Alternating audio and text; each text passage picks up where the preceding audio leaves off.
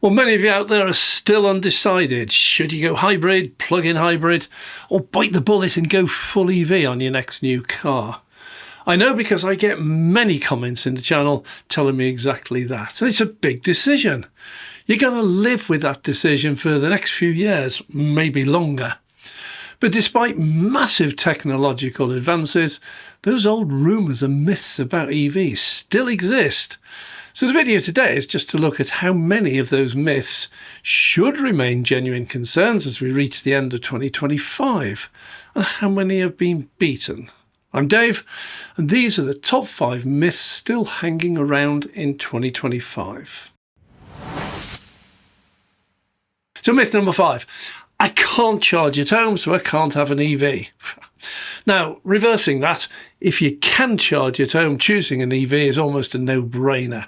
Plug in every time you get home, every single day, you'll have a totally full battery, completed while you sleep, costing you less than a cup of coffee for a full charge good for 200, 250, maybe 300 miles. But not everyone can, so what happens to those who can't charge at home? I should again reverse that exact question and ask you, can you fill your petrol tank at home? Well, of course not. So most people just drop into the garage once a week or so, fill up. We've done that for years, sometimes decades, and it's second nature. So why is it so impossible to do exactly the same with an EV? Spoiler alert, it isn't. It's almost exactly the same. You drive to an EV charger, plug in, charge up, drive home. The only difference is it takes a bit longer.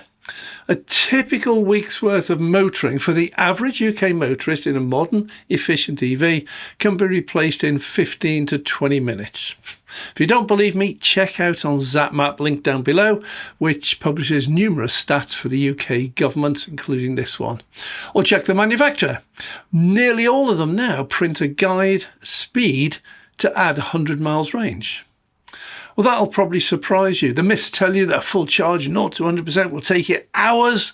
But of course, it does, but if you're using one of the slowest chargers available to the EV world. And they do it just for media dramatic effect.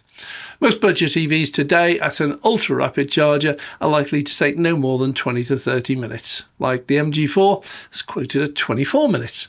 The larger family saloons like Hyundai Ioniq 5 will take considerably less, 17 minutes. And the best-selling EV in the world, Tesla Model Y, can add 164 miles of range in 15 minutes. That's more than a week's worth of motoring for the UK average motorist. So once a week, you can drift down to your favourite coffee shop or wherever, plug in, take a short break, take your favourite coffee and get a week's charge. Does that sound so impossible? The only thing you won't get is the absolutely crazy cheap prices that those that can charge at home do get. Public chargers are always going to be a bit dearer. Myth number 4. But there aren't anywhere near enough EV public chargers out there. The next myth goes, I'll wait till the infrastructure... Yeah, you've heard it. Hardly need to refute this one, because if you haven't seen the tens of thousands of EV chargers have been installed in the last 2 years, you really shouldn't be on the road.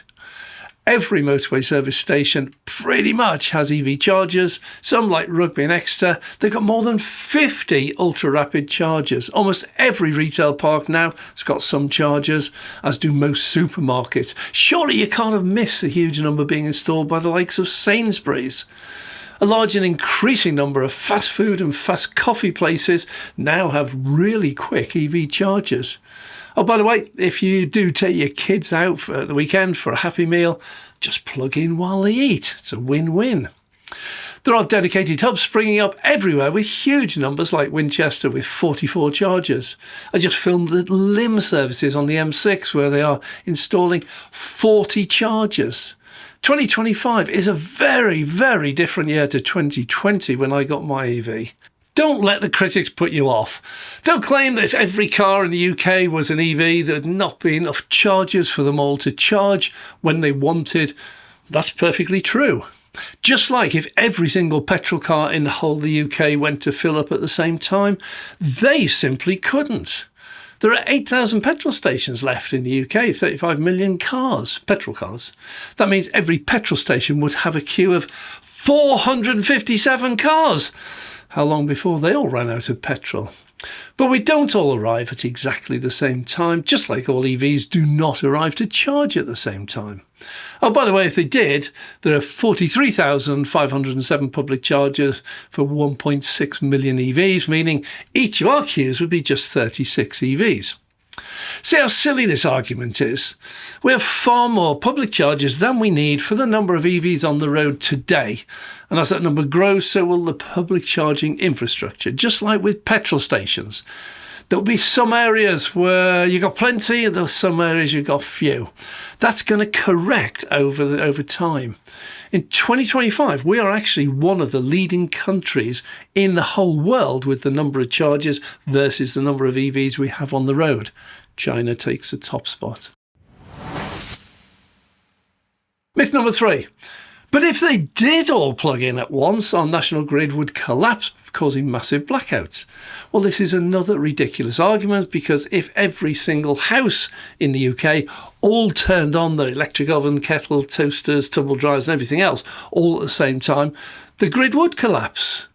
The national grid and the EV public charging infrastructure and even the locations of next superstore or McDonald's, it's all based on statistics. What is likely to happen and what's the worst case scenario? We're not all going to plug in simultaneously. Well, the UK electricity demand recently has been falling quite substantially. Most of us bought things like low energy light bulbs, washing machines, and in a credit crunch we try to avoid wasting money by turning off things we're not using. There is more capacity on the national grid today to cater for charging EVs than 10 years ago, even with 1.6 million EVs already on the road. And about 80% of those can and do charge at home, overnight when demand is plentiful, but not every night. Some only charge once a week overnight.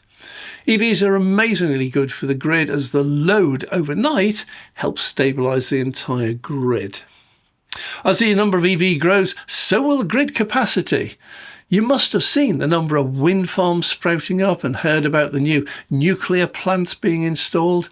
The grid is not a static thing. Here's what we can do, don't use more. It's dynamic.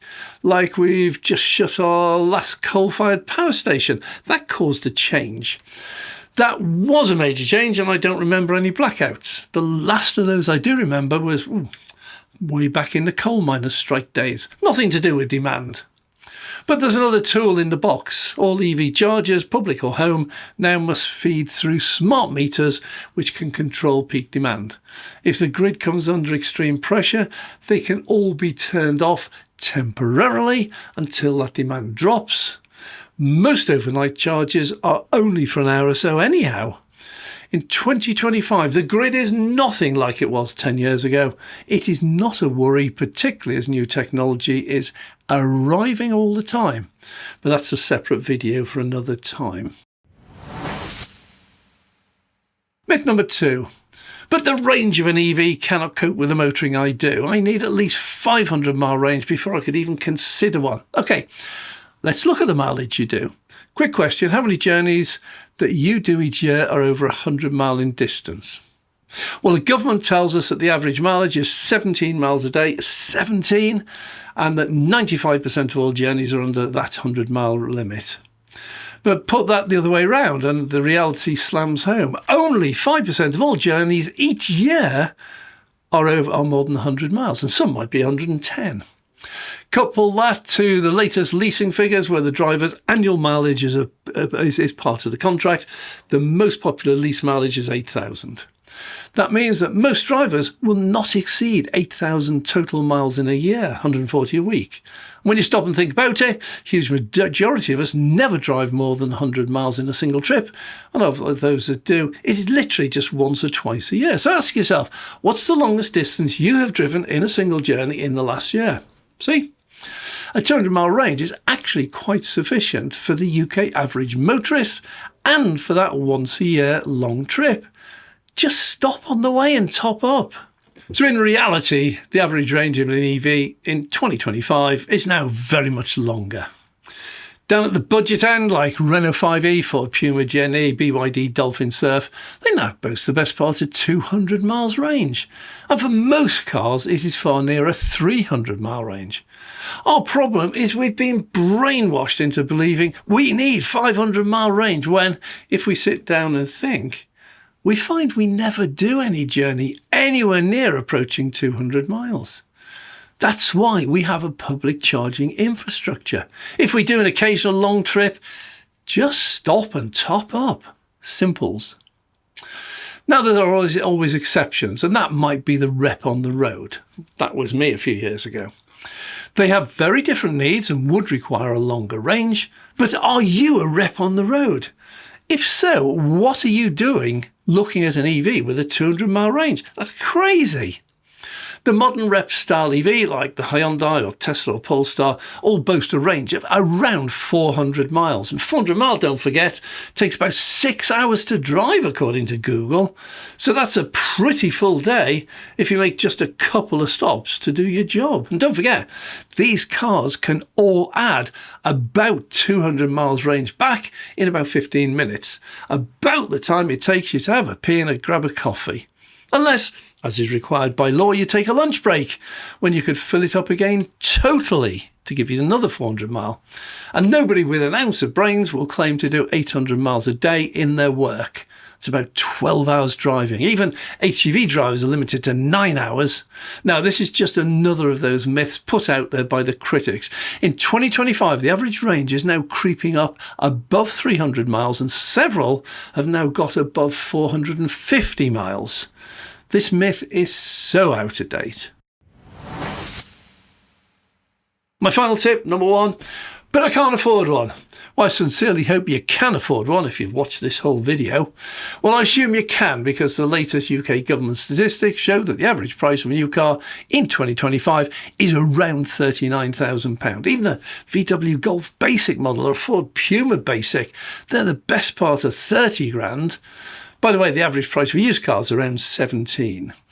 Now, that price is broken down into categories like small, budget, family, etc. But the small cars like VW Polo is shown on their website today as being from 24,040. For that money, you've got a wide choice of EVs ranging from the Leapmotor T03, 15 grand, BYD Dolphin Surf, 18, Citroen EC3, 20, Fiat Gran Panda, 21, Renault 5e, and the Nissan Micra, 23. That's just an example of some of the EVs available at this small or budget end of the price range, cheaper or similar to the price of a VW Polo. Above that sector of the market, there are now so many EVs on offer, it's almost identical prices to the petrol equivalents. I use the word equivalent sparingly because the EVs are by no means equivalent. Their specs make most petrol cars look almost back in the Stone Age. If you look at a Ford Puma at 26,000 and an MG4 at 27,000, they're a world apart. Go and see yourself. But 2025 has brought price parity to the market. Now, before anyone calls me out, look at the specs of your chosen favourite brand. Many budget petrol cars still come with steel wheels. EV comes with alloy from the very base model upwards. Look at the stereo you get in a petrol car, probably just a DAB. Then look at what you've got in an EV with a fully integrated system running Apple or Google Play, colour screen, myriad of other differences, including probably twice as many speakers. They're a world apart in spec, yet very, very close in price. 2025 has seen an absolute leap forward in pricing. 2026 is set to beat it comfortably. The old misnomer about EVs being too dear is just so 2024. Get up to date. Well, I hope this has helped you decide what car is best for you. All I ask is, open your mind and look at what is offered as a package rather than just the price on the windscreen. There's so much more to a new car than its actual price. I'm Dave.